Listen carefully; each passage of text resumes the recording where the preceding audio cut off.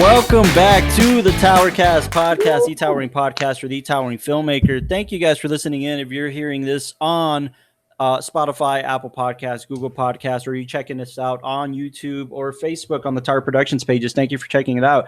We appreciate you. Make sure to spread the word. We got some awesome filmmakers on the show, including today, and I'll get to introducing the amazing guests we have today, but I want to introduce my co-host first. We have Mr. John Eric Castro, the great actor. How you guys doing, folks? We got a special guest today. Yeah. Michael DeLao, our trusty cinematographer, director, writer. He does it all. But look how good he looks in the camera. Look at him. Just look at him. Hello. I try not to stutter. And Austin Young, making sure we're sounding good. Our trusty producer of the show. Hey, how's it going, everyone? Okay, that's better. Today, ladies and gentlemen, we have a very awesome guest. You might have seen, you've seen his work in one capacity or another. He's a writer, he's a director, he's a producer. Very recently, he's also done some awesome stuff for indie filmmakers online. You could check out his awesome advice, which we're hoping to hear elaborated today for indie filmmakers on stuff like film courage. And he does a ton of stuff to give indie filmmakers advice on how to really go into this business with a sense of direction. We have the awesome Shane Stanley joining us today. Welcome. Thanks for having me, guys. It's an honor to be here. Thank you. Happy New Year. Happy New Year. Yeah, absolutely. Shane was kind enough to jump on. He's done a ton of stuff. He's been in the industry for quite some time and has garnered a plethora of knowledge in that time. Are you still the youngest Emmy Award winner? I think so. Ooh. I was actually 16 when I won my first, and I had but that was for non-acting. I mean, I don't know. Maybe somebody's won it for acting. You know, they're giving these things away like candy now. But it seems like you're the only non-actor, so that's pretty cool. Yeah, when I was 16 when we won back in 1989. Yeah. 88 or 89. It was 88, I think. God, And it seems like a harder thing to win for like writing. I mean, there's people who are winning it for acting right now, and that has its like kind of skill category. But for writing, it seems like you're competing against people who they're dedicating their careers and all that kind of stuff to writing. Especially now with web series and just all of the content that's out there that people are just winning for. The actress from Hamilton who won for that short subject. I think her name is Jasmine, and her and her dad kind of won the Emmy this year together. I love so pretty crazy. But anyways, Shane, you've done a ton of work, which I want to get into. And I want to kind of kick it off by asking you, how did your journey in storytelling begin? You've done it all. You've done 3 Emmys for TV and TV movies and stuff. I've only won 2. Let's not two. Go crazy. Oh, okay. I was nominated for 4. Nominated for 4. Hey, and won 2. I know it's confusing, right? No, please. Nominated for 4 and won 2. Awesome. But you've done it all. You've done TV, you've done documentary work, you've done reality stuff, everything. So I'd love to know how did your journey in storytelling begin? You know, my upbringing was a little different than most. I was kind of thrown in front of the camera when I was 9 months old. I'll be 50 in June. So I've been at it 49 and a half years. Century 21, I don't know if you guys are familiar with it. It's a big real estate company. Yeah. They launched about a month after I was born. Some producer got the commercial campaign and called my dad, who was actually a working actor at the time, and said, hey, you know, I'm having trouble casting a kid that can sit up and not talk and yell. And he said, well, take mine if you want. So I got into it at 9 months old. And by the time I was 5 or 6, I had probably done close to about 50 to 100 different commercials. Get out of here. I mean, I started like June Lockhart from Lassie, Lloyd Haynes. I was on that show, Whitney and the Robot, with David Arkin. Yeah. And I hadn't even been like 9 years old yet. And I hated acting so much. Wow. I was going to ask that. Why because you can't be a kid, or what is it that you don't like about it? Yeah, I mean, I was always bummed out. I remember my dad or my mom loaded me in the car to go to a studio or a set, and I literally I grew up in Malibu Lake, which is not in Malibu. Let's not think I was one of those kids, but it was this kind of left hippie town just off from Topanga Canyon, and all my friends were always jumping off the bridge, when the water got high, and we were doing crazy stuff, racing dirt bikes, riding horses, and I never forget this one like summer day. It was like Wednesday in July, and I'm being driven to Paramount in the back of the car, and all of my friends were jumping off the bridge, and we had waited a year. And it was the most lonely, heartbreaking moment of my life up to that point. And I remember being in the trailer, being on set, just not being there. And I all I was thinking about was being with my friends. And so, yeah, I didn't really want to do it. And I got into playing music and riding dirt bikes. That was my passion. But I always worked with my dad, because when he kind of hung up the acting, I think he kind of got sick of acting too. He decided to be a documentary filmmaker and was quite good at it. And we always worked in really low budgets. I mean, we were shooting in film, and we were making full-length documentaries for like 20 grand. And that's beautiful. So I learned real quick how to work a moviola, which, if you guys don't know what that is, that's an old school editing machine. I was working a flatbed and a splicer and syncing audio to picture by the time I was five or six. Steam back, huh? I was working an RA 16 millimeter by the time I was 11. Wow. And that's how I started. And I never got bored doing that. I didn't care if I wasn't hanging with my friends, because, acting, you have to be passionate about it. Anybody who's not passionate should get out of that. And for me, whenever I was on a set with a camera or sound pole or doing something creative like that, man, I could care less what my friends were doing at home. I didn't care. I couldn't get enough of it. Yeah. So you're driving to these auditions, you're on these big sets, you're heading to the back lots of Paramount, did any of that attract you before kind of your dad introduced it to you as a filmmaker? Was being on set and attract you as a filmmaker as a kid? It didn't. I never connected the dots, and I'll tell you why. And I know this because I've worked with a lot of children actors as a filmmaker. You don't have the kids hanging out on set. They show up. The parent shows up and says, "Yes, Johnny's here." And no offense, John. Johnny's the actor.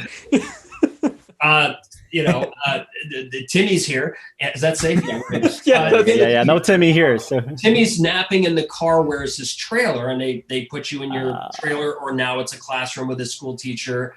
And you don't watch the DP and the director get creative about their shots. You don't watch the producer pacing on his cell phone, getting mad at everybody because they're not. You just kind of have like that single job of going out there and acting when it's your time, and then they because the notion is don't work with kids or animals, right? So that's you don't want to have them on set for too long because it could be disruptive, or it could be this. Oh, you nailed it. And so for me, it was, there's your trailer or there's your room, and we'll come get you when we're ready. And they filled you up. They pumped you up with all this crap food, and you'd get on a sugar high. And then somebody would knock on your door, and they'd walk you to a set. You'd say your lines. You'd do a few different takes and angles, and then you'd be whisked away. And they back then, well, when I was acting, there was no such thing as child labor laws that were released. back then, no. So you had 15-hour days and it didn't matter? 15-hour day? Oh, man, I'd leave the house at 7 o'clock in the morning, be home the next morning, man. Nobody cared. I was 10 years old in my trailer smoking, my agent on the tin can. Pulling out a small flask and just, old school.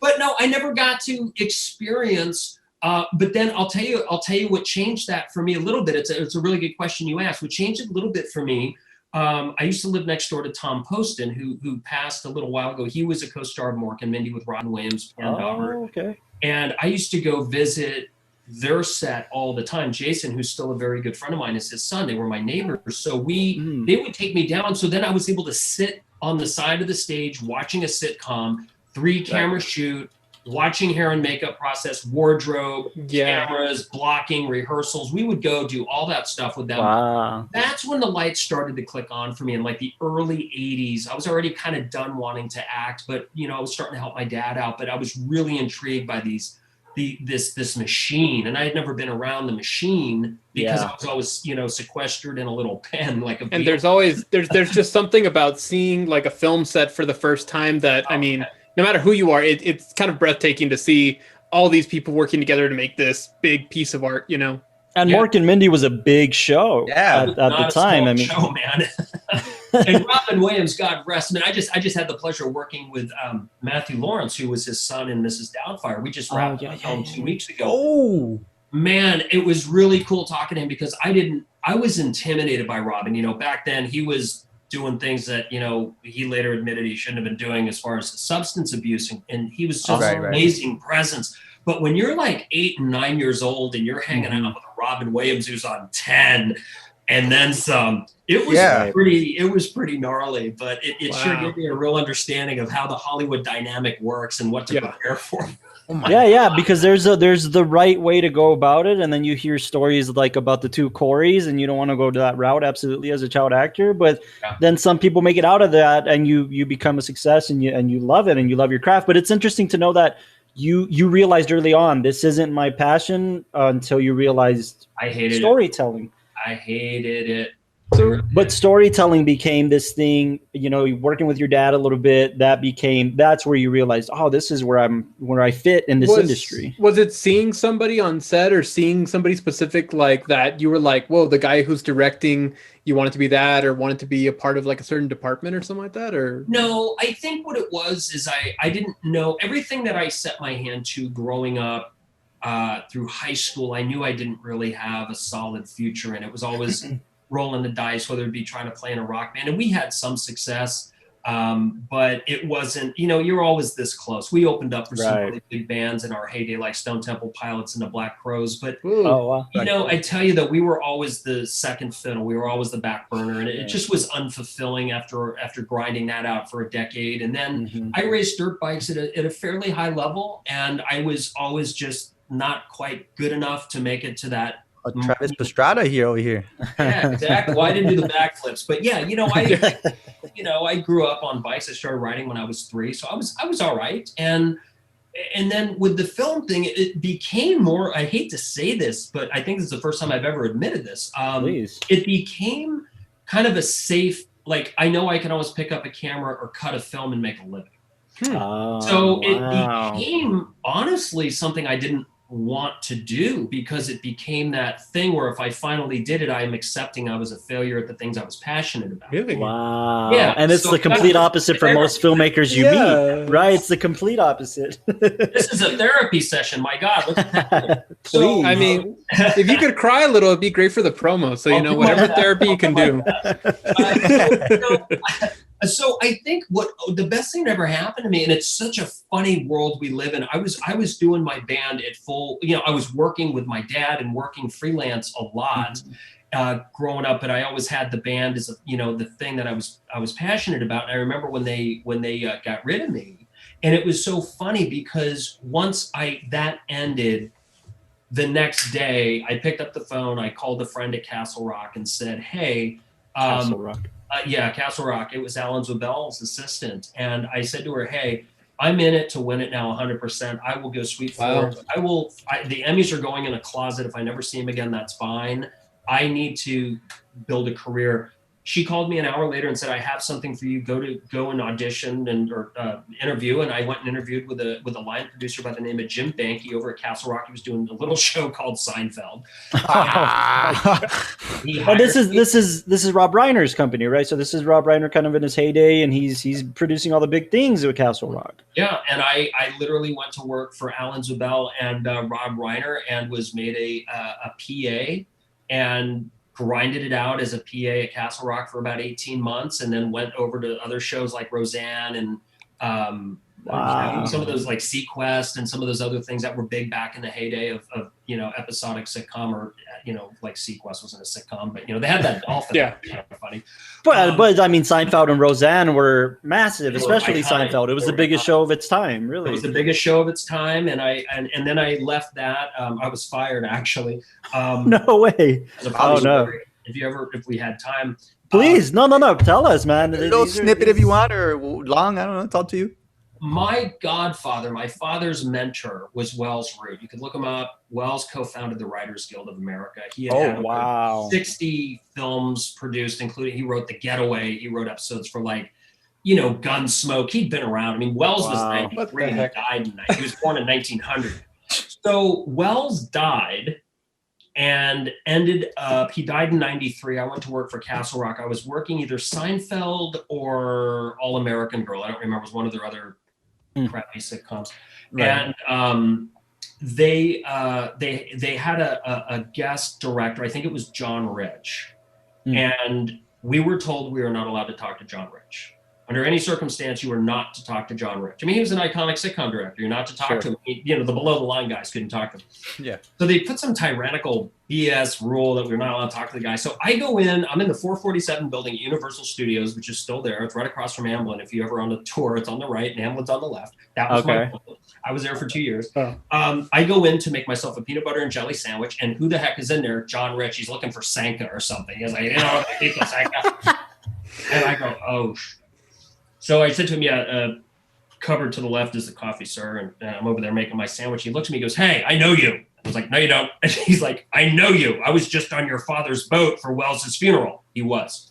Bobby Wise and John Rich were just on my family's boat like a few months before for Wells's funeral. Okay. So he starts talking to me like I'm his best friend. And I'm like, just was told not to talk to this guy. All I know is I have this conversation with him. My boss walks by the door, walks back, looks at me and goes, no. I'm in Jim's office and he's like, I gotta let you go. And I'm like, but he's like, there's no buts. But there was no eye contact or anything. I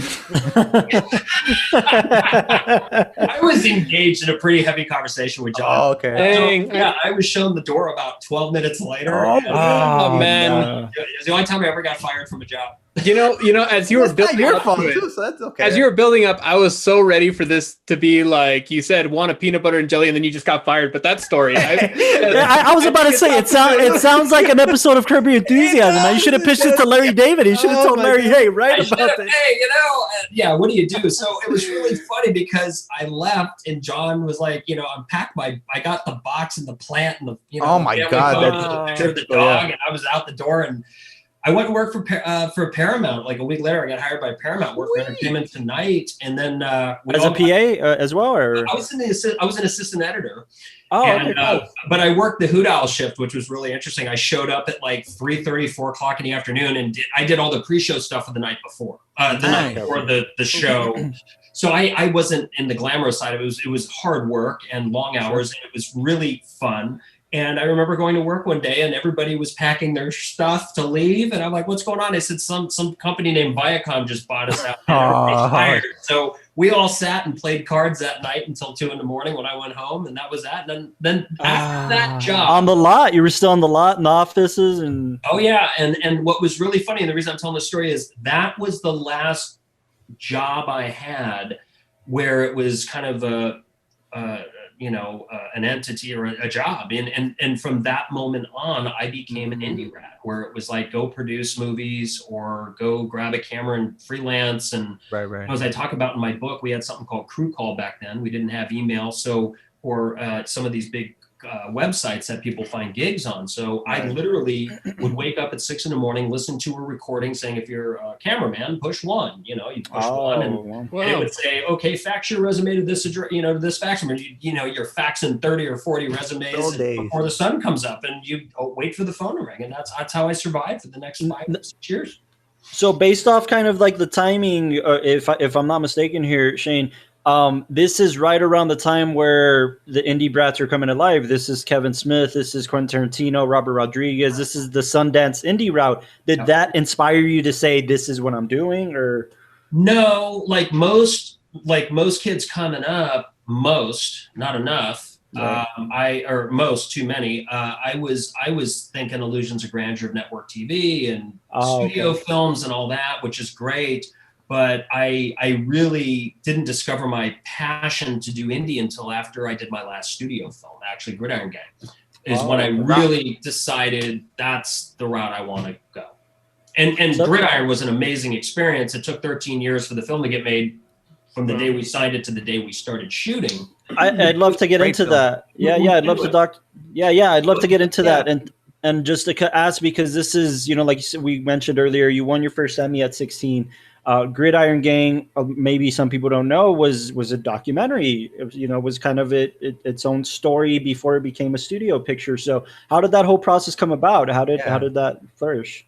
What happened was my dad and I and my mom, my stepmom Linda, we had done these projects about probated youth. My dad had a prison ministry. He was a licensed and ordained minister. So he had a big heart for kids that were locked up. And we had a foundation called Wings Foundation that went for about 25 years. And my father always had a passion to help the less fortunate and kids who grew up with 3 strikes against them. And then one day he just had an epiphany. Well, why don't we introduce these kids to the rest of the world and show the nation what these kids are really about? They're not just heartless criminals. They're kids who have been, you know, they didn't have a parent. And they were raised by street gangs. So we started making these documentaries, and, you know, we did 8 or 9 of them. They did very well. And one of them, we were kind of done doing them about 91, 92. We were kind of done. My neighbor with the Harley's home. And did these documentaries, they went to a specific network channel or a cable channel? KTLA was really the big one here in Los Angeles, but it was a Tribune syndicate. So our shows got seen all over the country, and then they were picked up by Westinghouse International, so they went worldwide. I mean, these things, they were documentaries. They were, you know, we did 7 or 8 of them, and I mean, I think we got 33 Emmy noms. We won 13 Emmys. Wow. Every single one of them except one went #1. I mean, they did very well. Sure. And 2 of them were optioned as major films, A Time for Life, and the other one, Gridirion Gang. And so what happened is we were kind of done doing that, and kind of, you know, we had good agents. We were with CAA at the time, and it was, hey, what do you want to do? And, you know, we can set up, you know, this here and that there. And did they want you to make the jump into features, or did they want you to agents? I think, well, yeah, because agents are smart. They know there's no money in documentaries, so they that's why I asked. You know, that's all they care about. So they were trying to exploit us and showboat us around as these guys that had done all this stuff and gotten deal after deal after deal. And and you know, you just got to deal with Disney, you got to deal with Sony. So it was kind of like, now's the time. Right. And there was an article in the LA Times about a football program that was starting at one of the jails we had filmed at a lot, Camp Kilpatrick. And my mom, Linda, brought it in and said, guys, this is the next show we need to do. And my father looked at it, and he played football very competitively until college. And he said, no, not interested. I've done 7 shows on these kids. He's like, I can't do anymore. That well is dry. And God bless Linda. She just kept pounding and pounding the pavement with us for like 3 days. So finally my dad broke down, called probation, and said, all right, I want to do the movie on the kids, you know, football team. And they laughed at us. Here we had done 7 years of these successful shows and been the only people who can identifiably photograph a juvenile ward of the court or imprisoned kid. My father could go into any jail and take whatever kid he wanted out without a guard or without any, he could sign any kid out. We had that kind of thing. And they said no. They said, get in line. Everybody in Hollywood wants the rights to this. And it turned out, I won't mention names, but it turned out a very prominent producer got the rights. And Hollywood did what Hollywood does. They trampled on that whole program and what that was about, the integrity of it.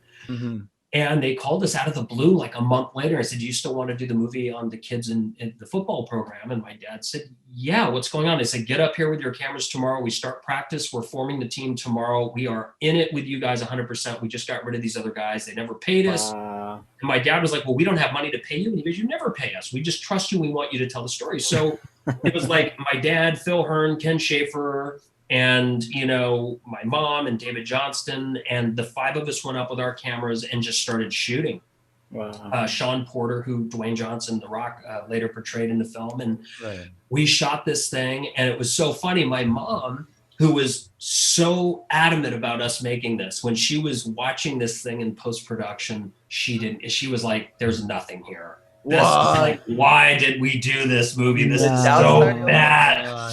Well, you know, you're just listening to a guy yell at these kids for 2 hours. Right. Yeah. You know what it's like when coaches yell at their team. I mean, they're pretty. The Full Metal Jacket of prison football. Right. That's very well said. So it was 2 hours of Sean Porter yelling at these kids, and it was really funny. As we shot their first game, they got their ass handed to them. It was like, I don't know, 37-3. Oh my God.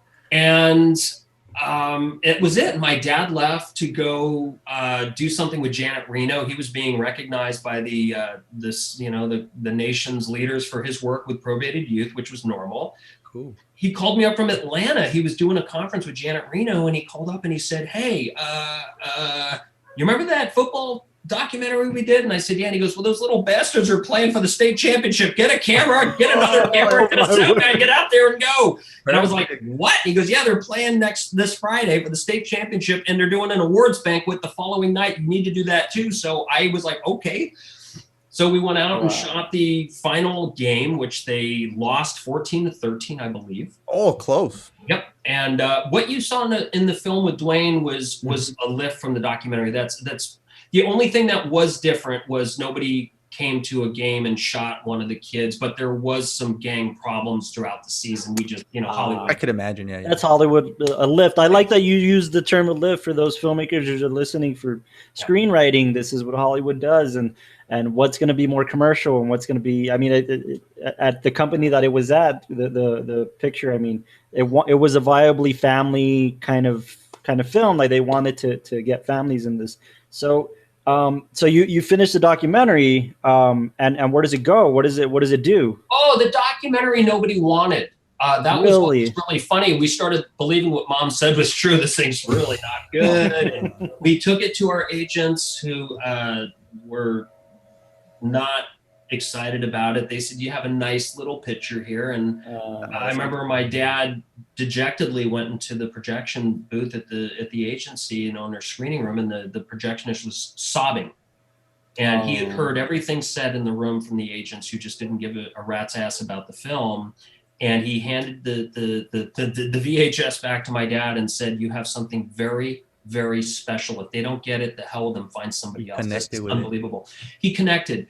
And the show finally got on the air. The next morning we got to the office. It was old school, guys. It's probably before a lot of your time. We had one of those old tape machine, voice recorders, right? Yeah. Okay. I've seen them in movies. Yeah. We had 45 minutes. We had 45 minutes of recorded messages from the Hollywood elite. And until it ran out of tape, everybody who was everybody had called for the film rights. No. Dustin Hoffman, Sean Penn, and it was Jerry Weintraub, it was Peter Roth, it was this little company called ICM. Their whole agency we were doing. Tom Strickler and Ari Emanuel caught the vision and jumped on it and knew what to do with it, and they did the deal for us. Ari Emanuel, but he represented you, or he took it. It was him and Tom Strickler who formed IC. They later left ICM to start Endeavor. Ari Emanuel, by the way, if you don't know, like that's who Ari Gold is based on from Entourage. Right. That's agent, true. He was the agent of agents at Hollywood at the time. Wow, that's a big deal. His partner Tom Strickler, who's no longer in the industry, Tom was our point and captured the vision of what we were about. And he put us with Sony and made a great deal. And that was in 1993 or 4. And Mark Canton was the president of the studio then. And Mark was terminated, as most studio executives are, shortly thereafter. And the film went into turnaround. We had Jeff McGuire write the script. He wrote In the Line of Fire. He had just come off an Oscar nomination for that Clint Eastwood movie. I love it, yeah. And the film sat with a $2 million tab on it. And it was basically, if you want to go make the movie somewhere else, you have to pay Sony $2 million. And once that debt is paid, you have the rights to take your movie back. And who the hell is going to come up with $2 million? So so we just went about our merry way and went on and finally Neil Moritz, who everybody knows from Fast and the Furious and everything else. We had always known Neil for many years and watched his career blossom and become the guy and producer that he is. And one day we called up Neil and said, do you want to make Gridirion Gang? Because I had heard through the grapevine they were making We Are Marshall, Invincible, Friday Night Lights had just come out. And I was like, if we're ever going to get this movie made, it's now. Hollywood copies itself. Football movies are going to become a thing. Friday Night Lights was brilliant. Right. Peter Berg did a great job with that. I said, now is the time to push this film. So we called Neil, and Neil was like, yes, do it. Yes, get in my office tomorrow. Let's talk about it. And we put it together in a matter of days. And he went to Sony, who he had a deal with, and was able to negotiate that, whatever tab was on the film. Right. And we made the film with Amy Pascal and Ange Giannetti and Matt Tolmack over there, and it was an amazing experience. But and Amy Pascal went on to be the head of the studio for a long time, and then kind of back down to producing. Like she's producing Aaron Sorkin's films now. Yeah, she's doing okay. Amy's doing okay. She's doing pretty great. I know she went through her challenges with the hacked emails and all that, but I had a wonderful experience working with Amy and Matt and Anj, and I know Anj is still there. I think Matt's an independent producer now, doing things like Venom and other big things. But the experience was great, and it was that once in a lifetime lightning in a bottle moment in life.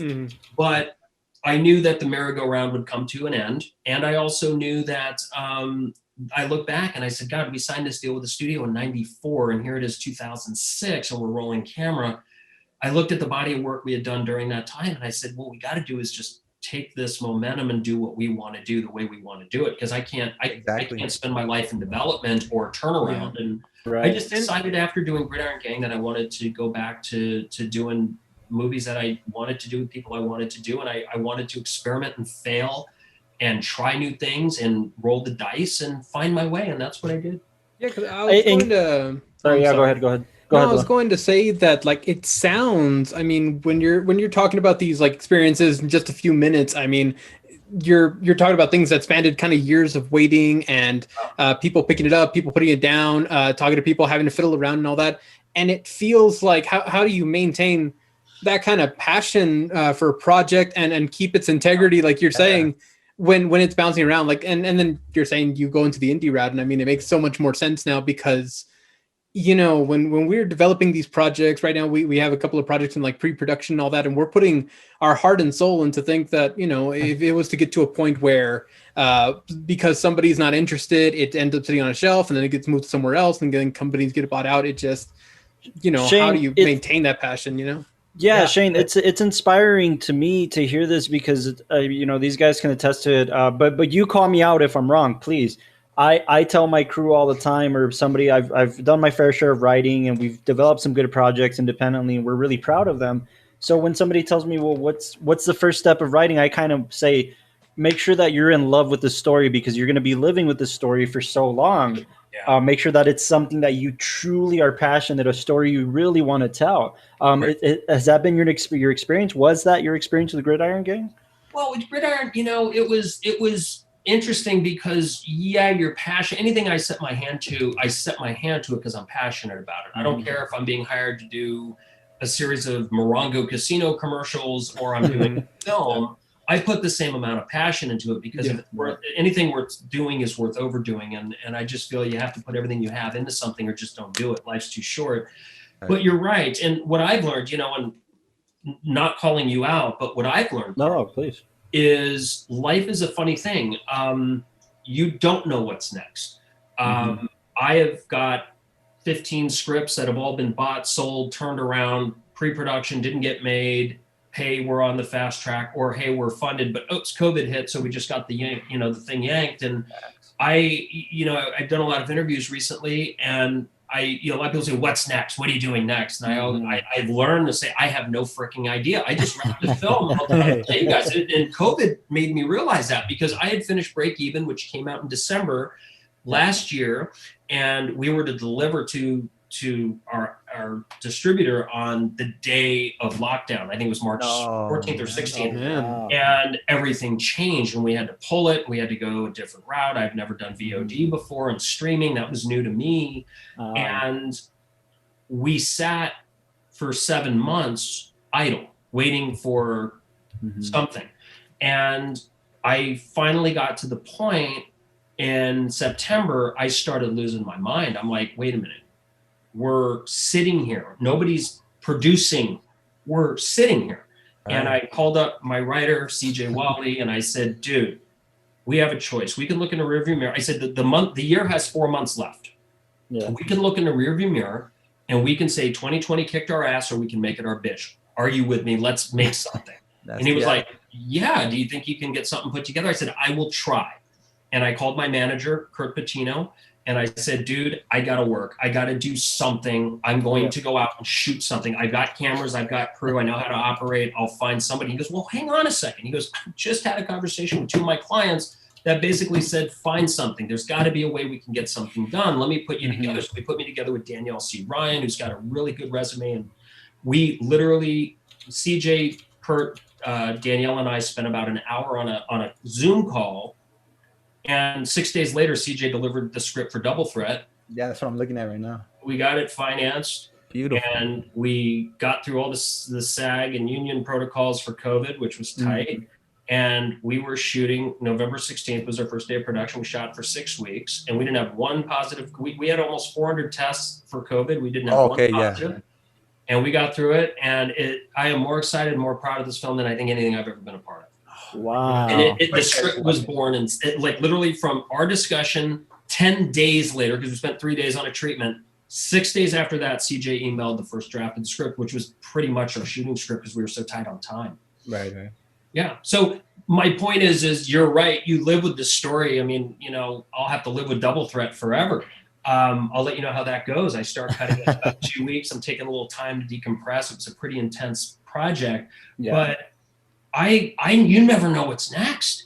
I mean, if you had asked me in September 14th, what are you doing next? I would have said, I'm waiting for COVID to end. What are you, nuts? And then it was the 15th. I came up with the idea. And then, 2 months later, we were rolling and we wrapped on, in December.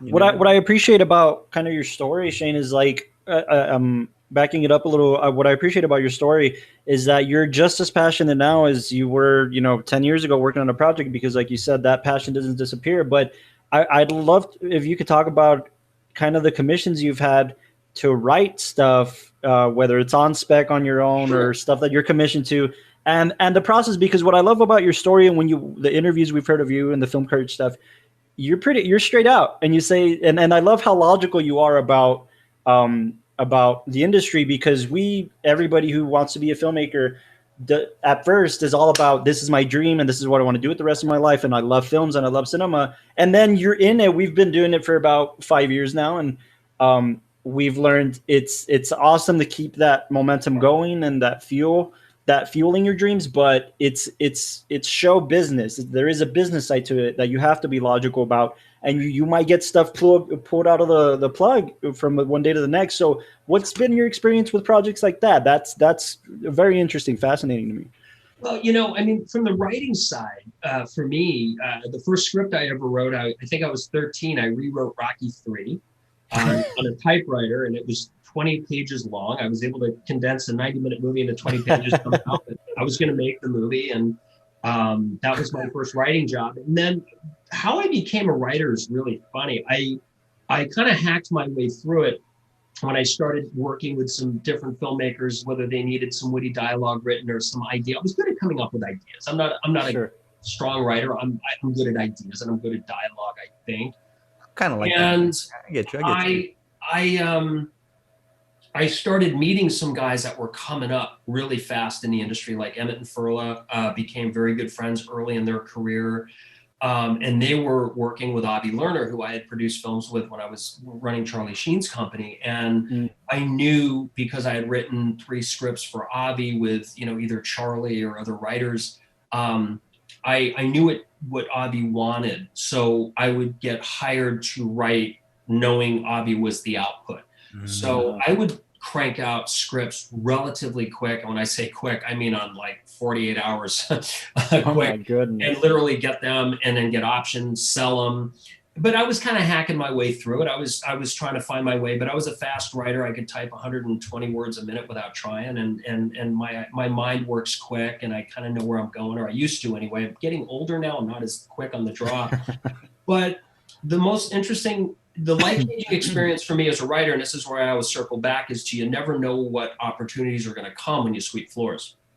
I was asked to produce an independent film, and the producers of the film, the money people, rented out Zalman King Studios in Canoga Park. Zalman King was known for writing Red Shoe Diaries, 9.5 weeks. Zalman had a niche and a very successful career. Yeah. Sure. We rented out their sound stages, and everybody left. And you guys have all been on a set. When everybody leaves, they leave their water bottle, they leave their ashes everywhere. So everybody left, and I was in there sweeping up, and I hear these cowboy boots clank. I'm on the cement, and it was Zalman King, and he always walked with one foot would slide, the other would step, and he didn't limp. It was just kind of his mojo. And so as this character comes in, and he goes, "What are you still doing here? Aren't you the producer?" And I said, "Yeah." I said, "We got to leave this place like we found it. This place looks like shit." And he goes, "I like your style." I said, "Thanks." He goes, "What are you doing?" He goes, "What are you doing in what are you doing next month? I said, I don't know what I'm doing tomorrow. Why? Exactly. Well, I'm going to Bali, Indonesia for a month. What? And then Africa. I'm doing this film called In God's Hands. And he goes, I'd really love you to come along. I like your vibe, and I like your passion, and I need people like you around me. Would you come? And I was like, sure. So I got all my shots and I flew to Bali, Indonesia, and had no idea why I was there. And it was basically to shadow Zalman King, and he wanted to give me that opportunity to see how the real boys played. And it was quite a mentorship and a dear friendship that until the day he died, I produced Zalman's last film, which he never saw. He's probably lucky he never saw it. It was pretty bad. But Zalman had me out to Bali. And we were sitting at Thanksgiving dinner. It was America's Thanksgiving. We were having dinner, the whole film crew and the actors. There was, probably 40 of us that were having dinner on this point overlooking the Indian Ocean. Wow. And Zalman had this lost look in his eyes. And I said, what's going on, Z? And he said, I'm trying to think about what to do with Red Shoe Diaries. And, and that was a very successful show. It launched, David Duchovny and, a lot of people. You can look it up. And I said to him, I got this great idea for an episode. And he kind of just looked at me deadpan. He said, get in line. Everybody's got a love story they want to see. I said, no. So I pitched him this story, circling back to Wells Root, my late godfather, who I got fired for for hosting his funeral on our family's boat.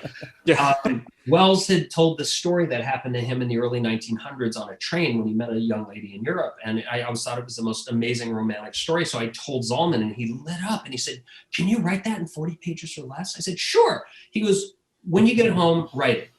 So I wrote it when I got home. I called him up and I said, hey, I got that script you wanted. He was like, what script? I said, don't you remember Thanksgiving? I had that thing and the guy in the train and he met this girl and we were going to rendezvous and the train separated. And he was like, oh, yeah. So touchdown. So he goes, good. So he goes, yeah, if you want to write it and send it to me, go ahead. So I wrote it and I sent it to him. And I got a phone call from his business affairs folk like 2 days later. And she goes, yeah, we want to send you a check. We just need you to sign a couple of documents. And they messengered over like a $15,000 check and a couple of documents. I was like, sure. So I signed it and I got the check. And then he called me up and he said, yeah, this is a really good script. Do you have any more ideas? So I started writing for Zalman and David Saunders over at his company, the Zalman King Company. And at the same time, I was working with Charlie Sheen and Brett Michaels at their production company, and we started cranking out a lot of films. I mean, we were working with Nick Cassavetes. Brett Ratner was somebody. Brett's first film was what was it? Free Money or not Free Money? Money Talks with Charlie and Chris Tucker, and yeah. And I started getting to work with a lot of different people and being able to show the gifts that I had to different people, and wind up producing or co-producing a lot of the films that we did and writing or co-writing them or punching up stuff. And I learned a lot about writing with Charlie, and I talked about this in one of the Film Courage interviews. Yeah. I don't think there's a better writer of dialogue than Charlie. If you watch the Two and a Half Men, oh God, no. If you watch Two and a Half Men. Oh, yeah. I mean, I wrote with the guy for 3 years. I could, when the show was new, I would watch an episode and I would tell my wife the lines that were coming before they would. Oh, nice. I sat in a room with a guy for 3 years and wrote, and no, we didn't do cocaine. I saw one of those. Never saw him take drugs. I worked, never did. But I learned, and I asked him one day, I said, why is your dialogue so fresh? Why are your jokes so good? Why are your punchlines just so funny? And he said, there's no mystery to it, man. He goes, what everybody does is talk and not enough of it is listen. And he said, go to a party, go to a barbecue, go to the airport, go to a store and just listen. Yeah. And every time you step out of the house and encounter another human being, you're going to get gold. And when he told me that, a light went on. And I realized people are characters, man. People, I mean, I could probably, go hang out with Austin one day at a bar and, character for sure. Listen to I can have a drink with Austin, but I could kind of listen to the couple next to me. Yeah. And if you listen and keep your ears on, you'd be amazed what you hear and how you can implement that in your work instead of just, writers. We're so myopic. We are so sheltered. We are so in the sphere that we've created. Yeah. And I think the more you experience, the more you expose yourself to, and the more you absorb, the better you can become. And I always try to encourage writers to go do other things. Don't just say, I'm going to be a writer, and if I don't make a writer, I'm going to die writing. And, get out and learn how to be a grip and get yelled at by an angry DP or a gaffer. And listen to how that gaffer and the DP fight, because that might be the dialogue you need in that script you're working on at 2 o'clock in the morning. And so that was always my advice. And then I started writing a lot. And then I wrote a pilot idea I had for a cool, quirky Melrose Place-esque type show. And it got in the hands of a guy who is still a very dear friend of mine who worked in the sitcom heyday. And he read it once and said, hey, I think there's something here. Let me punch it up for television, because I'd never worked television really as a writer. Red Shoes was its own thing. And sure. He helped punch this thing up, and it was like, oh my God. And I got it to David Madden, who was then the vice president of Fox Television. And David read the script and called me and had me out for lunch the next week. And he said, I love the script. I want to get behind you as a writer and develop stuff with you. And so I tell that story, and it's like, I know it's kind of all over the map, but you just don't know where that journey is going to go, or where those gems or those moments are going to come from. My advice to writers are, get out of the room and go live. Life's a journey. And absorb as much as you can from your fellow man, because you're writing to entertain your fellow man and to entertain a world of people. If you don't know how these people talk, walk, eat, and do whatever else it is that they do, how are you going to know how to relate to them? And I find that too many writers just isolate themselves from the real world. And so that's always been my advice. I've always just been, and I do believe, there was a lot of nepotism in my coming up, but it wasn't silver spoon nepotism. It was gritty, dirty, hard work. Days start at 5 a.m. They end at 2 a.m. the next day, and they keep going. And I wonder if that's what would encourage you, because based off seeing your videos and how you give advice to filmmakers, you have a stupendous resume to say, hey, I've been in the industry, I've been in Hollywood, and I've worked within the system, but I kind of prefer to work outside the system. So what I think that's interesting. I find that so, because to you, like you say, it's a job. It's something you're doing. It pays your rent. It pays your bills. Takes care of your family. Feeds the cat. Can't forget the cat. It feeds the cat. You can't forget the cat. But at the end of the day, not only do you know how to do it, so you're comfortable, you kind of fall back on it, but at the same time, you wouldn't prefer to do something else. You just came off 2 weeks ago, like you were telling us, directing a film during COVID, and you love it and you're so inspired. So can you tell us about that thought process? Yes, the Hollywood system is what everybody dreams about, but working outside the system for you is more pleasurable. Yeah. It's very well said. For me, it just became about working with people I enjoy working with. We have a tight group. Most of the people I work with keep going. We joke, it's our traveling circus.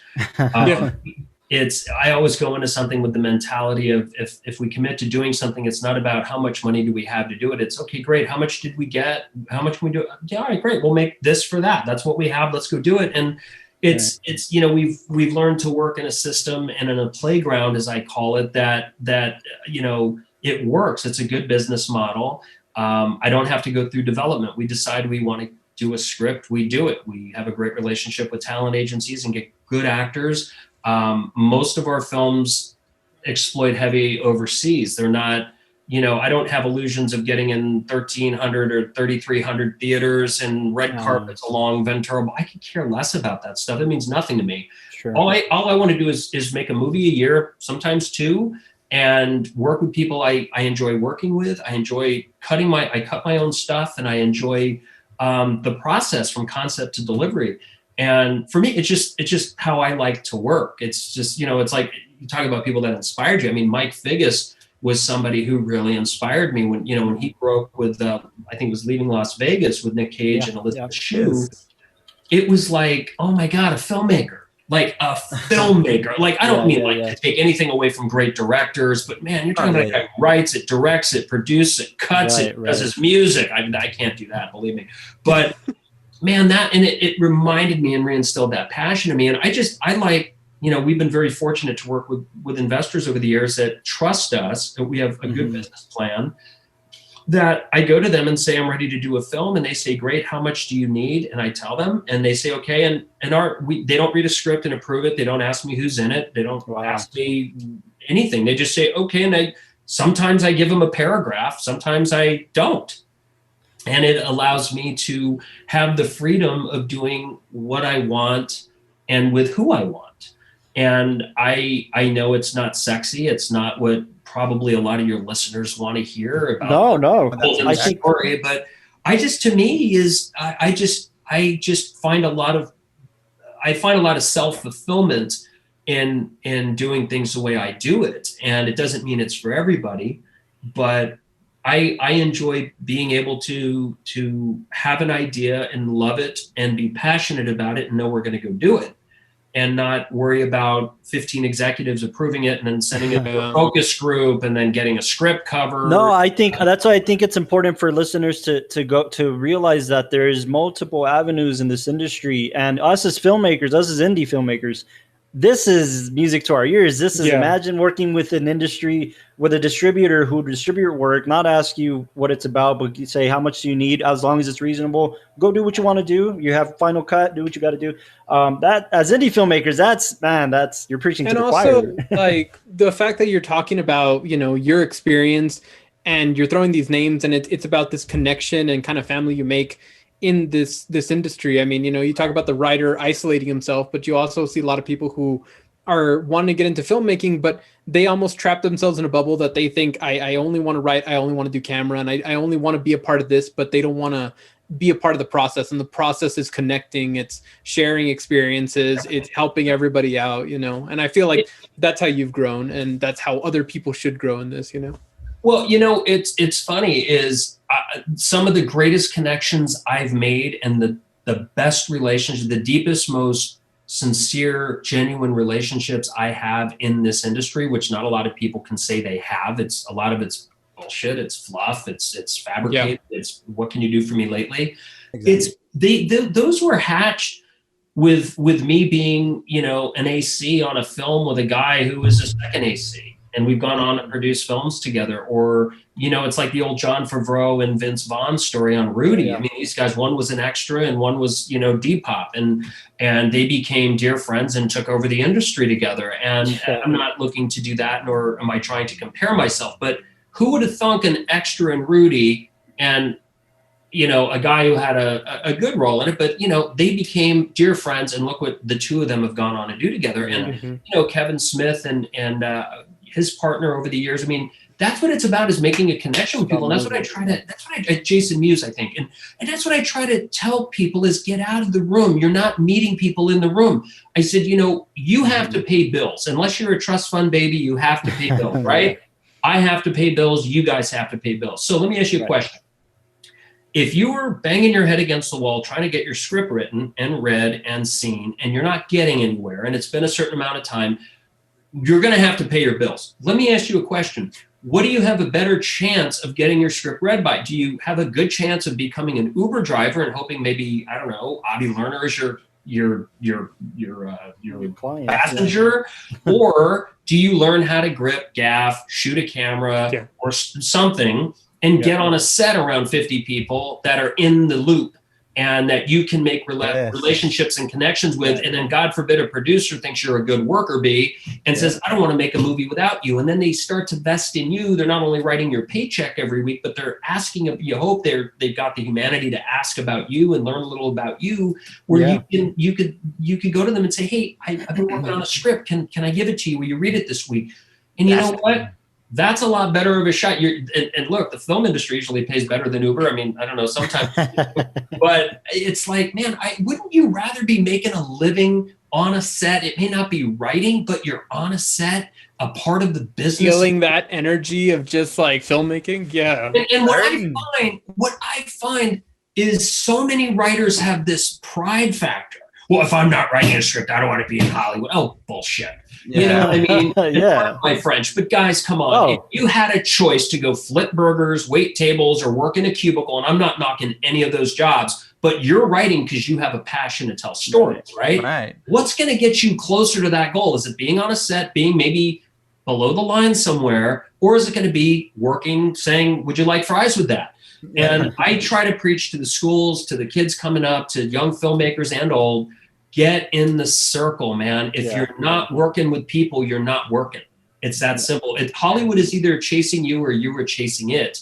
And if it's not chasing you, you don't want to look like you're chasing it. So find a way to get in and infiltrate it at a reasonable way so you can make these relationships that are going to change your life and help get you where you want to get.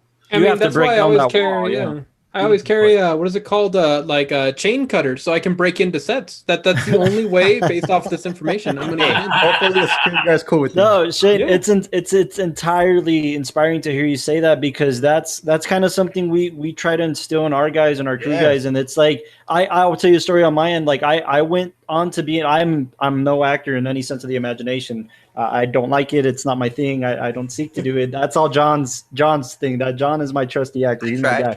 But I went on to be an extra for this film that Chris Hemsworth was a part of out here. We live in the New Mexico, Texas area, so love it. I love New Mexico. We're getting all the business out here in New Mexico right now. You know, I've shot a lot out there. Actually, I love it. Whereabouts, if you don't mind me asking, are you guys near Santa Fe? Where are you? We're in El Paso, so right at that little tip between you. Like an hour. Yeah, I know exactly where you are. Santa Fe and Las Cruces, everything. We're all by that kind of area. Buffalo Thunder's still out there. Buffalo Thunder. The casino. Isn't that the one that Netflix just bought out, or somebody just bought out to make it a soundstage? Somebody just bought out a casino. Yeah. So I swear, when they opened up, somebody just bought a casino to make it a soundstage. I swear, this is probably that. It was hard times, I heard. Sorry, I didn't mean to interrupt. But. Anyways, no. But I went out there to be an extra. In fact, my wife encouraged me to do it. Like, hey, they're casting this thing. You should check it out. Just, if you get it, you get it. And I got it. I've never been an extra before. It was all through SAG and through a casting agency. And I went to do it, but I went to do it with the sole purpose of saying, this is a big picture. It's got big Hollywood names. Michael, I did a scene with Michael Shannon, oddly enough. And it's got these big names. Michael Pena was in the picture as well. Oh, wow. I just wanted to see if we were doing things the right way. Sure. If we were doing things with industry standard. That was my whole intention.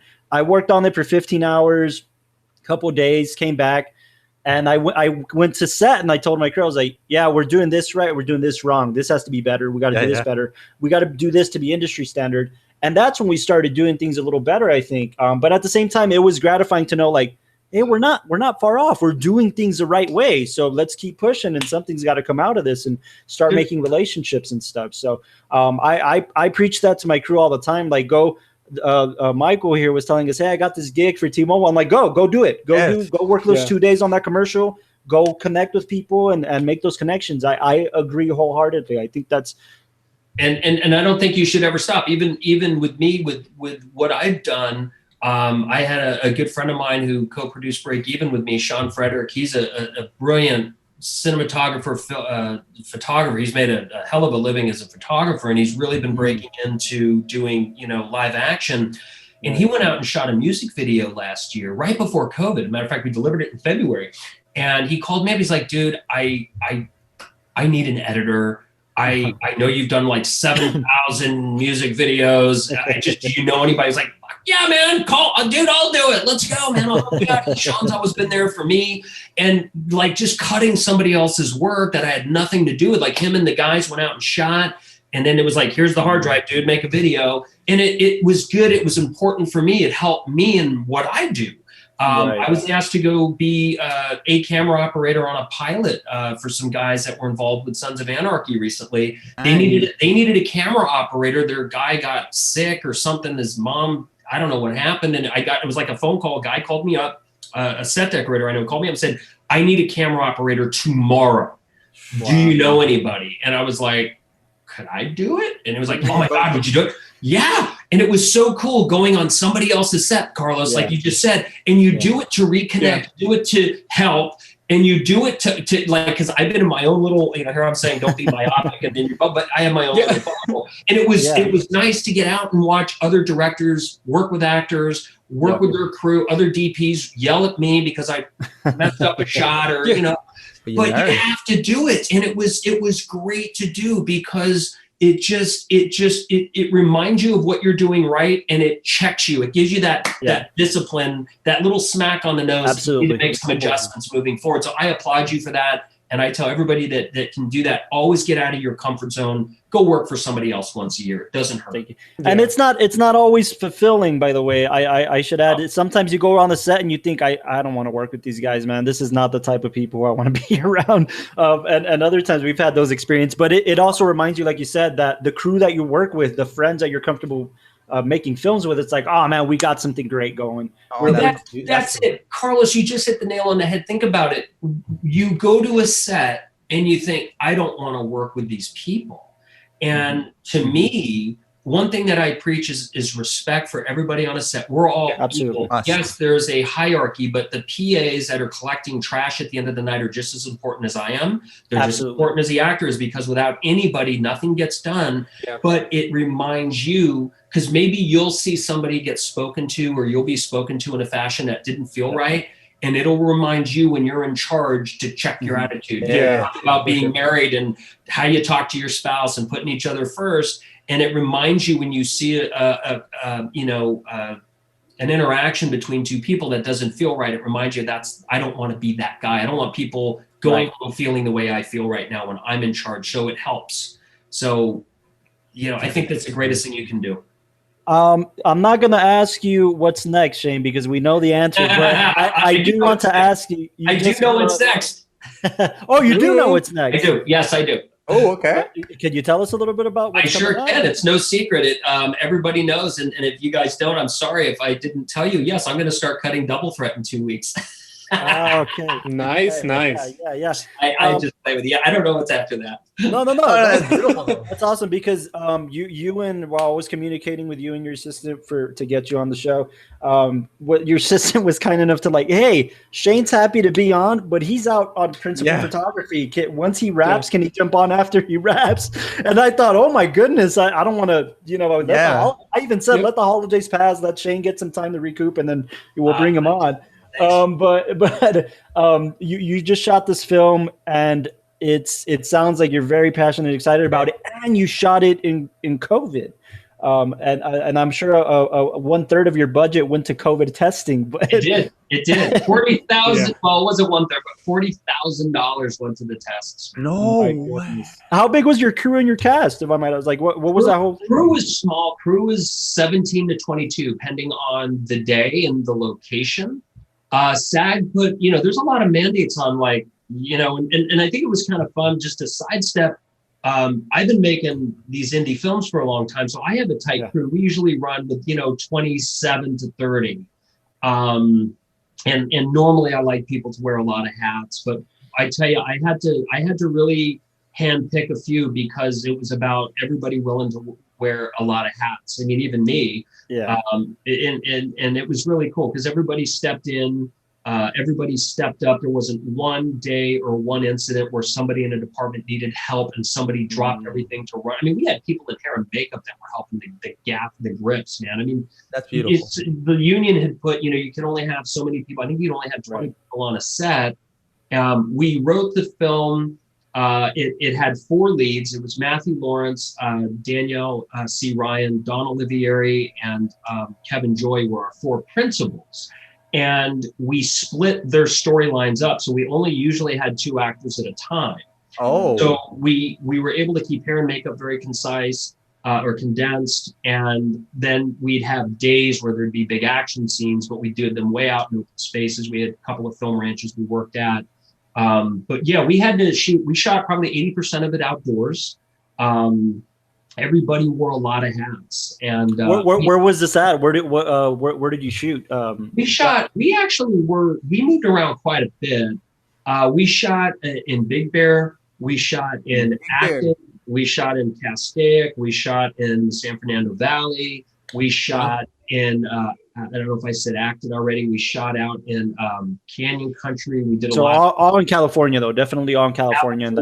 Absolutely. We shot it on local, and we just asked our crew. We said, look, most of us haven't worked in 9 months, and we want to keep it. We want to keep this going. And if we get one positive test, we get shut down. Yeah, we're done. We can't afford to get shut down.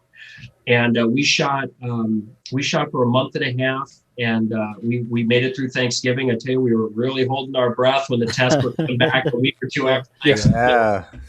But was your crew like? I'm curious as to like, was your crew? You handpicked these individuals to a certain degree. And by the way, for those of you listening, 20, 25, 30 individuals as crew, it may sound like a lot to us. I promise you, it's not. It's not compared to a set you're usually on, where you have 50 crew members. But we've done it, and we know what it's like, and we've done it with even less. So these individuals that you kind of handpicked, they knew this is what I'm doing.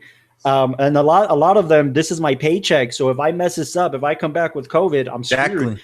They were extra careful, I'm assuming, right? They were. They couldn't have been better. I mean, you get to the point where you decide we're going to either trust them or we're not. We're all in. And I just would say to somebody, hey, if when Thanksgiving was coming up, we finished the day 2 days before Thanksgiving. We gave them the day before we gave them Thanksgiving and a day after off, but worked that weekend. Oh, okay. And that was intentional. But everybody was fine. It was like, where are we going? We're stuck. We're not going anywhere. Right. And we just had one of those group powwows with the 22 of us before everybody left for the holiday. And I just told them how much they meant to me, and my producing partner, Kurt Patino, who I mentioned earlier, also did. And we just gave a speech and just talked about, look, guys, we've got 3.5, 4 weeks left. This is everything right now. Just be smart, be responsible. And if you do break the agreement of leaving your bubble, tell us, and then we'll work around that, but just don't show up to work on Saturday. And everybody was, and look, I'm sure people did what they did, but we were fortunate. And everybody was fine. We didn't have one close call, not one positive test. And we tested everybody 3 times a week. Wow. Okay. Yeah, we did it by the rules. It was tough. It was expensive, but we did it. So you have to give that halftime speech of a coach. All right, guys, we're halfway through. Yeah.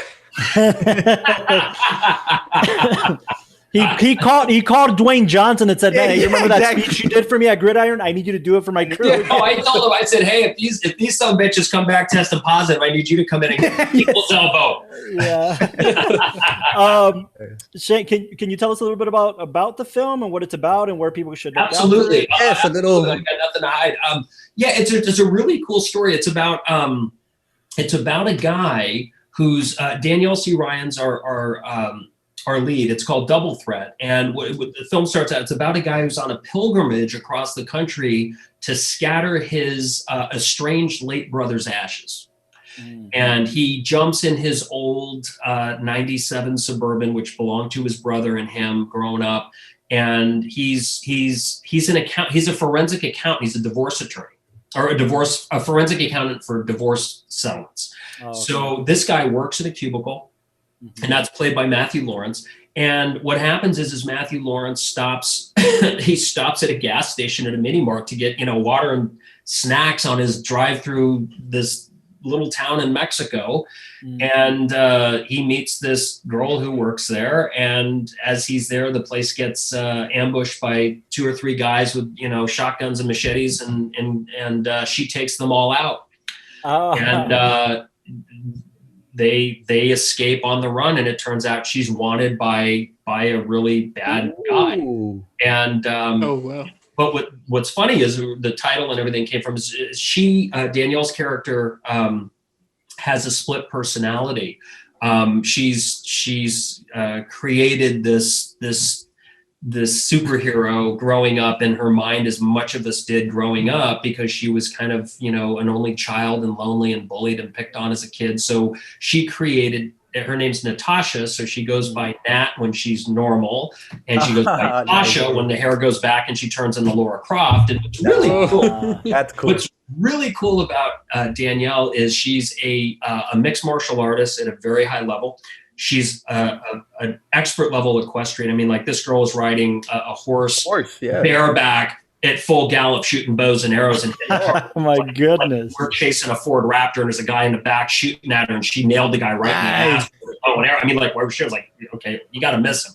And what's really cool is she's a hell of an actor and a hell of a human being.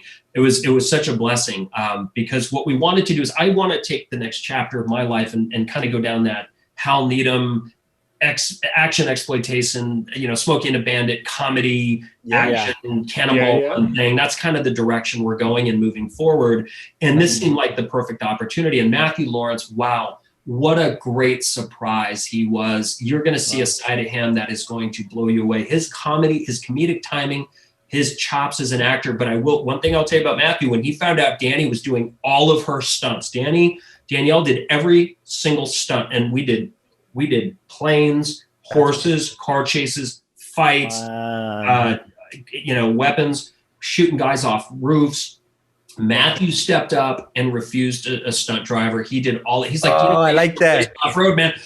Matthew, that's John Eric. That's John Eric, by the way. I can have my actress, Yeah. That's John Eric. If you see somebody on set that stepped up, Matthew stepped up and did all of his own stunts. And it was really funny is he actually got airborne in the Suburban, and when it landed, it blew out the whole oil pan. So he had to get everything replaced underneath the car between days. But you got the shot. Oh, we got the shot, man. I mean, that's what matters. But I mean, the stuff that we have in this it's really special. I just come off break even where we've got the speedboats and the car chases and all this stuff. And what we did is we just said, we don't have horses. We haven't done airplanes. We did some really cool stuff with a plane. And we just had fun. And it becomes a love story. You've got these two people from opposite ends of the world that are thrust together because of a set of circumstances. And they try to, figure each other out and help each other. And she's the one who's really the hero and saving the day. And of course, we use his smarts to try to outsmart some people. But it's just a fun, endearing, laugh out loud, action exploitation, over the top, fun movie, and I'm really excited about it. I'm excited about That's it. Awesome. It sounds like you're having a blast. Yeah, it sounds like you're having a blast working with this writer, with CJ, right? It seems like you guys have developed this really cool rapport. Do you feel like you're going to keep working with CJ, or? Oh God, I mean, geez, it's funny. Before the light went on, and I said in September I got to make a movie. I think we did 15 treatments and 3 scripts during COVID. Oh wow! And then the light went on about doing a film, and then it was like, what can we do? And he said, dude, with COVID and the SAG and the IA rules that are in place, we don't have anything that you can do because there's just too many actors and scenes and too many company moves and all this. So we developed Double Threat for COVID, but said, no way, shape, or form do I want anybody to watch this film and say, they made it during COVID. Right. The production value is through the roof on this thing. But the working relationship with CJ is something as a producer, as a director, you hope to find as you go on your journey. And we're such like mind. I mean, his knowledge of old action exploitation films and the kind of thing that I want to do are so in line with what I love, and we're just so on the same page. It's a great relationship that I look forward to continuing. Absolutely. That's awesome. Shane, before we move on to our final segment, I just want to ask, you've given a lot of awesome stories and a lot of advice to filmmakers, but do you have any kind of final words for filmmakers who are listening in? Little Timmy. For little Timmy. You ever cleaned your glasses and just made it worse? Yeah, all the time. Every single time. Oh God, advice for filmmakers. It's simple. Shoot all the time. Get your butt in the edit bay. Learn what works, learn what doesn't. Learn the craft of editing, because you're going to make a mistake every time you set foot on a set. I make a mistake at least 3 times a day when I shoot. And you know what's really cool is I don't make the same mistake twice. And because I've cut, I spent 15 years in an edit bay before I started directing. Because of that, I fixed everybody else's mistakes for all those years. So what that allowed me to do is it allows me to get a lot of production value in my small budget films, because I know how to schedule a film. I know how to budget a film. I just think too many filmmakers think too much about being the next Tarantino and being the next Robert Rodriguez. And there's nothing wrong with that. Those guys are amazing filmmakers. Be you. But to be what Robert Rodriguez was, look at that book he wrote, Rebel Without a Clue, I think is what it was called. A Rebel Without a Crew. Without a Crew. That's what it was. Yes. Robert knew how to do it for a dime. Robert knew not only how to tell a story, he knew how to shoot, he knew how to direct, he knew how to make what he could out of it. And you think about the locations he had. They're dirt movies, which nobody likes to talk about. And that guy did it, and Kevin Smith did it. And my advice to filmmakers is don't just try to be the next Tarantino, Kevin Smith, or Robert Rodriguez, or be you, but take care of business, learn the crafts that you're going to set your hand to, and know it better than anybody else. And don't be afraid to hire people that know more than you. What's really frustrating to me is when I visit sets or I work with a lot of film school students, they're always wanting to be the big man on campus. It's like, I just did Double Threat. Do you know the biggest honor I had on that show was hiring Doc Duhame as my stunt coordinator? Look up Doc. He was the freaking stunt coordinator of Ray Donovan. I've known Doc since I was 12 years old. He's, Doc is like the creme de la creme stunt coordinator. I didn't need to go into this. It's like, surround yourself with greatness and don't be afraid to ask people to get involved, and the advice I have is to shoot. I don't care if you do it on your phone. I don't care if you do it on the RA, Alexa. I don't care. Shoot. Get your stuff in the edit bay and look at it, study it, and say, what do I need to do that's better? Compare it to what's selling and what's working, and understand how you can improve what you're doing. Because I see these filmmakers, they come in, they send me a short film every 3 months.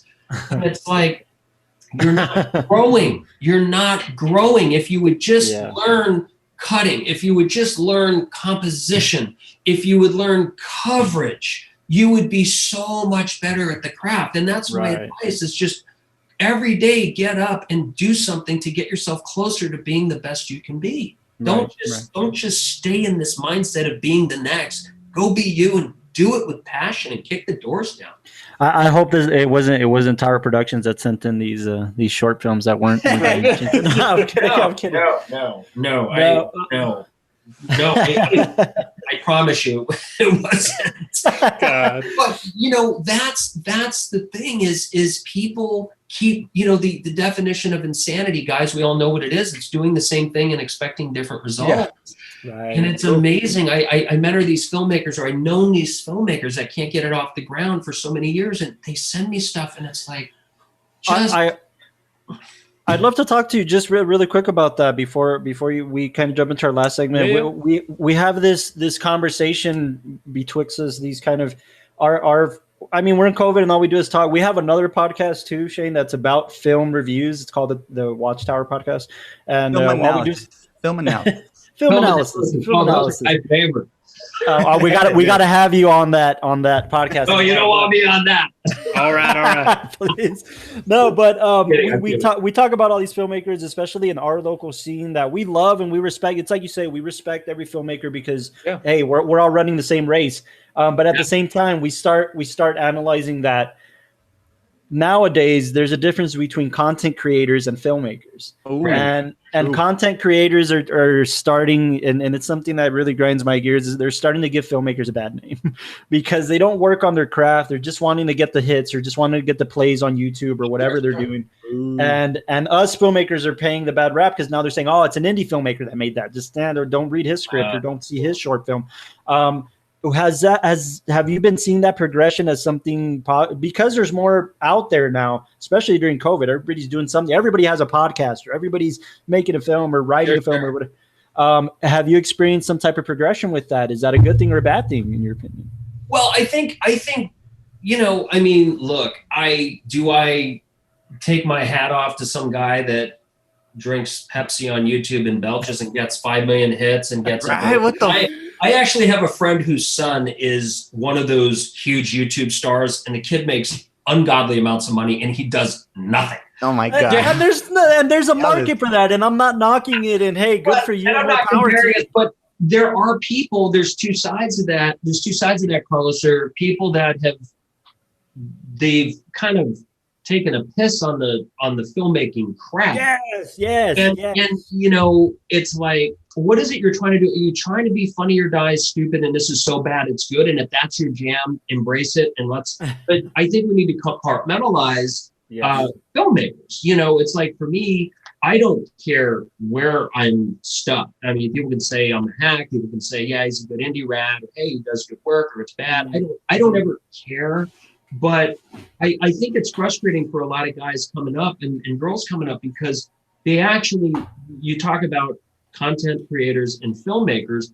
And what I would like to do is try to find a way to marry the talents because I mean, like, look, I'll speak out of school and I hope I don't offend a dear friend for if he sees this, but I have a friend whose daughter is a content creator. She's 14. She can't put a video on YouTube without getting like 2 or 3 million hits in a month.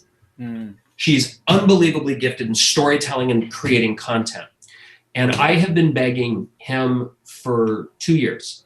Give me an hour on Zoom. Let me go over cutting, composition, and a couple of basics for her.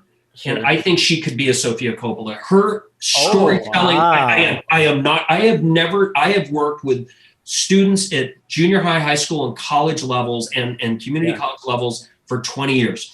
I have never in my life seen one person create such brilliant content consistently for 3 years. She started when she was 11. She doesn't know the craft. So when you watch it, the cutting, the composition, the shots, the angles are like, God dang, you're getting 5 million hits on this. Just fucking learn how to frame a shot. And it's not like she's trying to spit on the art. She wants to be a filmmaker. Right. She just doesn't know that yet. But, you know, how many times do we hear there are just no original ideas out there anymore? You know, they keep making the tentpoles with people in spandex. Kids like this can be those next generation of storytellers that change the world. Just learn the craft of filmmaking.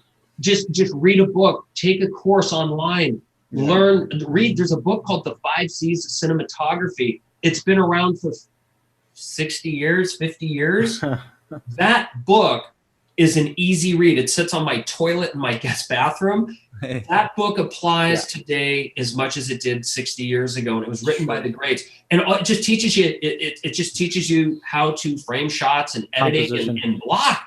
And and it's like things like that. Things like Walter Murch's In the Blink of an Eye. Things like film school and what you don't learn in film school. And your book is a notable mention as well. Yes, thank you. I appreciate what they don't teach you in film school. What you don't learn in film school. It was one of the first books I picked up, Shane. It was one of the first books I picked up when I declared that I wanted to be a film director. Because are you talking about Walter Murch's or mine? No, yours. Yours. Because let me tell you why. Because the first book I picked up was Robert Rodriguez's Rebel Without a Crew, and I fell in love with it. And he's a Texan like us, and he's a Mexican American filmmaker like us, so it just hit home. And then I started picking up our university. Though they're making great strides, and it's not officially a film school. It's a digital media kind of school. What school? It's a UTEP, the University of Texas here at El Paso. Chris Hansen over at Baylor. He's a good friend of mine. He's the Chris, your friend. He endorsed the book actually. Sorry. Oh, cool. No, but that's what I mean is we don't have a quote unquote film school, so we kind of made our own, and that's really how UTEP's film program is starting to develop with all these local filmmakers coming together to teach the next generation.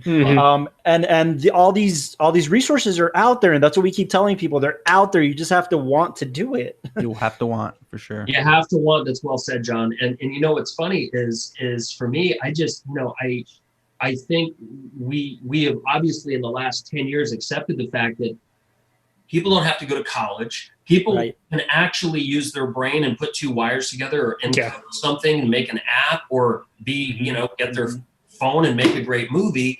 There's no restrictions anymore. There are no excuses in creating content. We've seen that. If some of these people would just take 5 minutes and learn how to do certain things to better, I think it would encourage and inspire a bigger movement for people, and that's what I want to see happen. I don't think there's any reason. I don't want a good friend of mine, Tommy Fields, who composes a lot of my films. we were talking similar to this about this, and we were talking about somebody who got 30 million hits on something that was so bad. And he looked at me. We were in a spotting session, and his daughter sent him something. He looked at it, and he looked at me, and he goes, "God damn, it's a race to the bottom, isn't it?" And he was so right. I'm like, why is everybody trying not to be great? I mean, it's the fact. Oh, yeah, go ahead, Delo. No, it's a Canadian standoff. I see. No, I was gonna say that like. I'm noticing that. We all have the ability to go out and start creating things, but it's the people who think that because they have maybe an original idea or unique idea and decide to kind of pause there and don't decide to improve their skills. They don't acknowledge the fact that they can improve.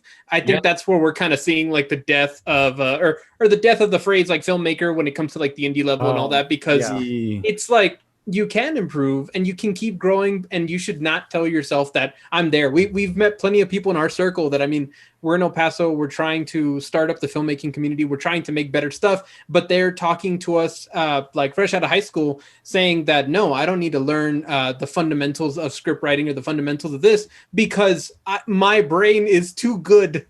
That is going to excrete this. My idea is going to change the world, and it's like, well, it might, but you have to put in the work for like you can do it now, but you gotta know what to do. You gotta learn the fundamentals, and you have to respect everybody's process. I want to piggyback off that, and let me know if you agree, Shane. But like, you have to respect everybody. Everybody's coming from a different direction. I'm coming from. You have to honor the filmmakers that came before you. You have to, I mean, my cinematic hero is Martin Scorsese, and he's the godfather of literally preserving cinema that came before him. Yeah. And I'm of that kind of school of thought. I started off in the kind of read every book you can, watch every short you can, and then I developed into, well, now I'm watching 3 Criterion films a day because I love cinema and I want to honor what cinema has brought to my life.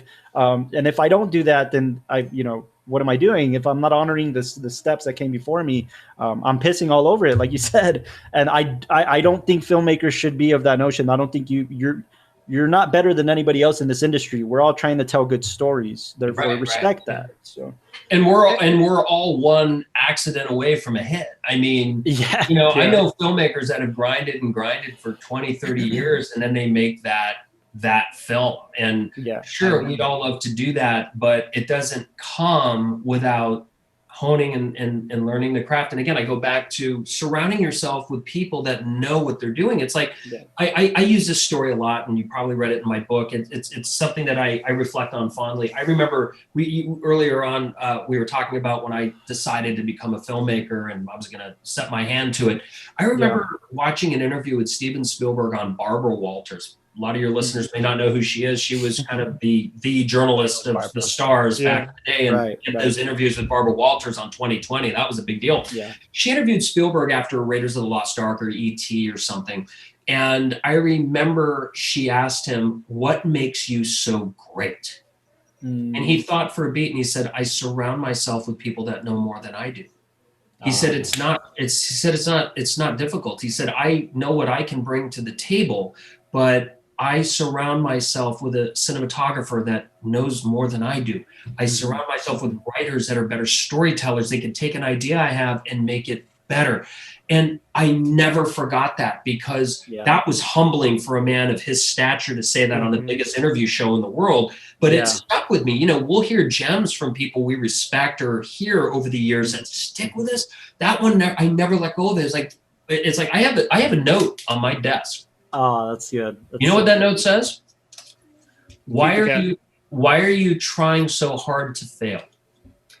And I wrote that. I had that epiphany during COVID, and it wasn't to me. It was an inspiration to the students, because they all talk about, I'm going to get my girlfriend to star in this. I'm going to get my friend, he's got a recording mic, and I'm going to get my friend, he's got the new Red. And it's like, do you know the amount of time, effort, and energy that goes into a movie?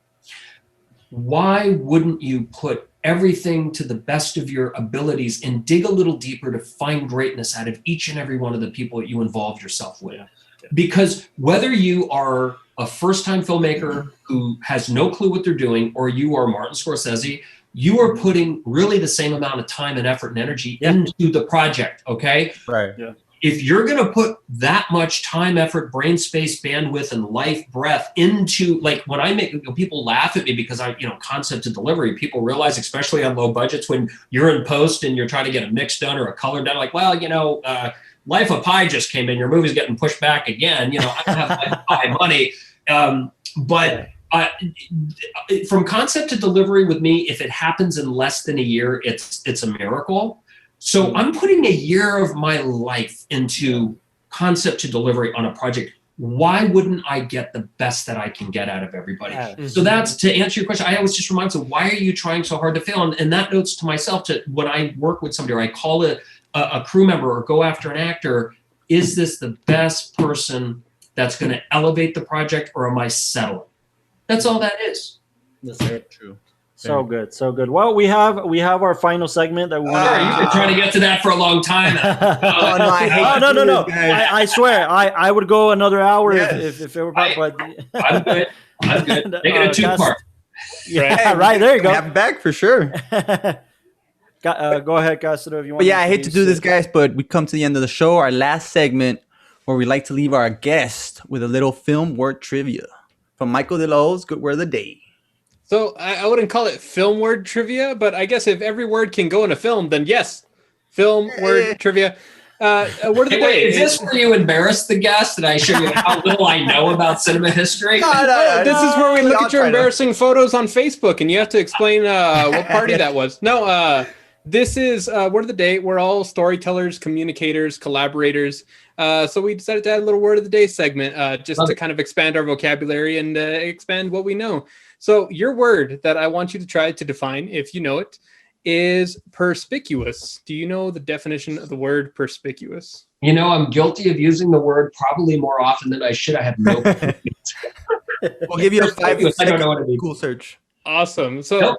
I'm not Googling anything. All right. Okay. Well, the definition to the word perspicuous is clearly expressed and easily understood. Now, there you go. Now, I wanted to add that word just because, you're the way you describe filmmaking, the way you describe the process, the way you describe getting into it, finding passion and all that. It's very perspicuous. It's easy to understand, and it's not rocket science to be a filmmaker. It just takes the right attitude, the right mentality. So I wanted to give you that word because you're perspicuous. Perspicuous. Yes.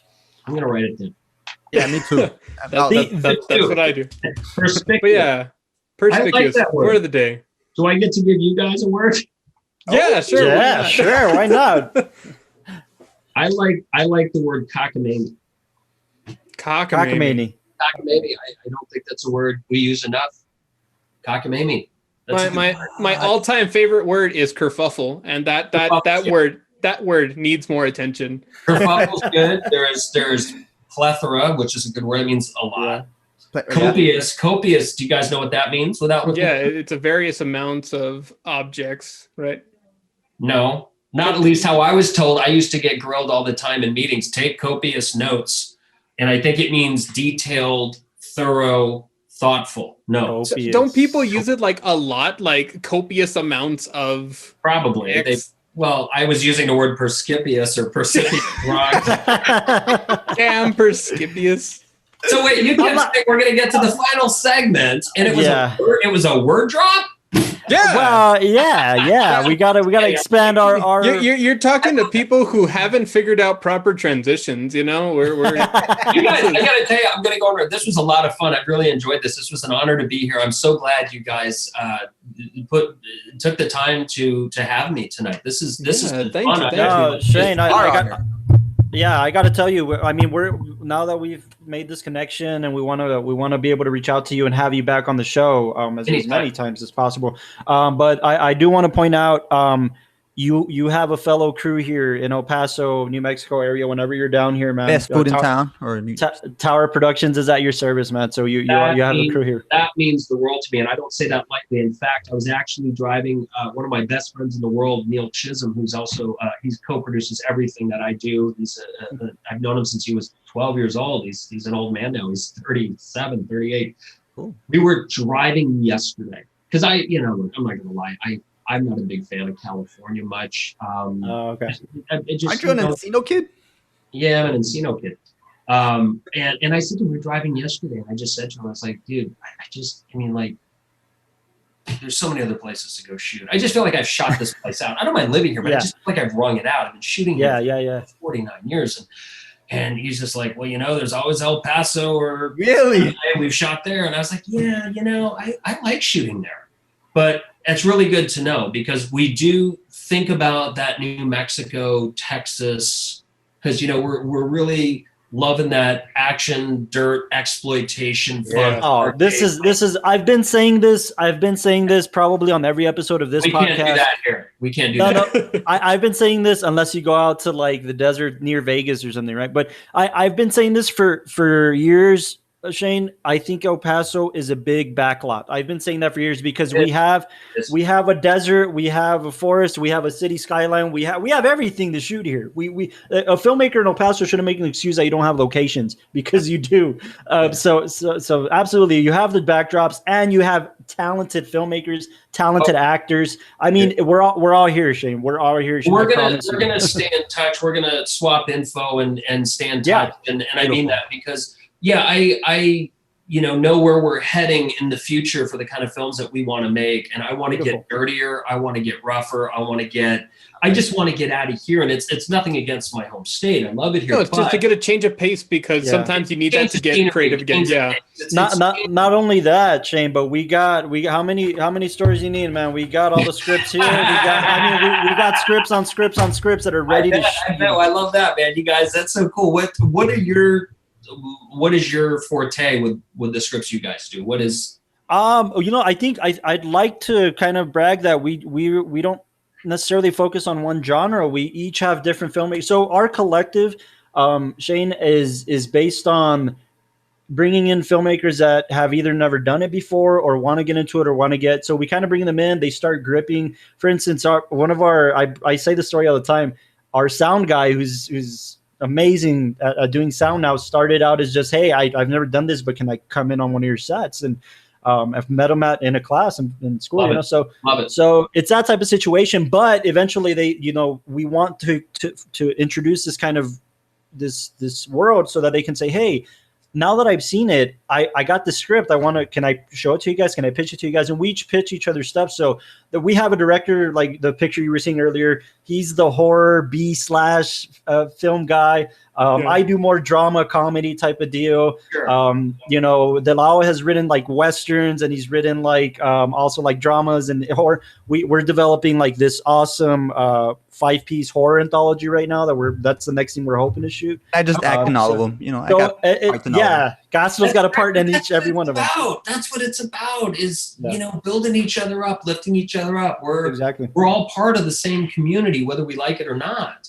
And I like that. And for me, it's about, looking at where we're going moving forward. I need to get out of town to go do what we need to do moving forward. Well, I'm pretty sure we're going to continue this conversation off the air, guys. So, we're going to have Shane back, and he'll have some more advice. And once he's going to be making films the rest of his life. So that means any film Shane finishes, we're going to have him back on the show to promote and let us know what he's doing. Yeah. Absolutely. But thank you. Yes. Shane, thank you for being on the TowerCast podcast. We hope this was a pleasant experience for you, and we're going to keep in touch. Wonderful. Thank you, guys. This was a lot of fun. Thank you for having me, guys. Well, you heard it here on the TowerCast podcast. We had the amazing Shane Stanley on the show today. He gave us, go back to every minute of this episode. You're going to hear something that you can use for your career, for your life, for your abilities as a filmmaker. Jeez. Take notes. Check out Shane's book. Check out his website. All of the videos that he has on YouTube. And more importantly, as a filmmaker, check out all of his films. He's got tons of stuff coming up, just like the film he just wrapped up. Make sure to check it out. Make sure to check out his work, because do it now. Do it now. Do it. Write it down. Shane Stanley is doing awesome work for indie filmmakers as an indie filmmaker, and I'm pretty sure we're gonna see that hit again with Shane. He's gonna do something big that Cameron's gonna produce. I'm sure of it. So make sure to check it out. Keep listening to the podcast, guys. Keep sharing it with your indie filmmaker friends. I had somebody tell me recently, who's not a filmmaker, say, hey, I came upon your podcast and I just had fun listening to it. I have no idea what you guys are talking about. It's so entertaining. So check it out. Make sure to share it with your friends. We're on every major podcasting platform, on the Tower Productions YouTube and Facebook. Thank you again, Shane, for being on, and we'll keep making your films, guys. We support you. We love you guys. We'll see you next time.